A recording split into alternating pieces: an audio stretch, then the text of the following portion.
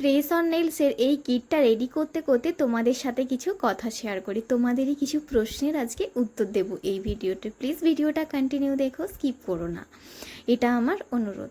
আশা করছি তোমাদের অনেকটা হেল্প হবে। তো চলো, অনেকেই আমাকে প্রশ্ন করেছো দিদি আমরা এটা অর্ডার করতে চাই, বাট সাহস হচ্ছে না যদি ছোট বড় সাইজ হয়, আমার নেলসে যদি না ভালোভাবে ফিট হয়।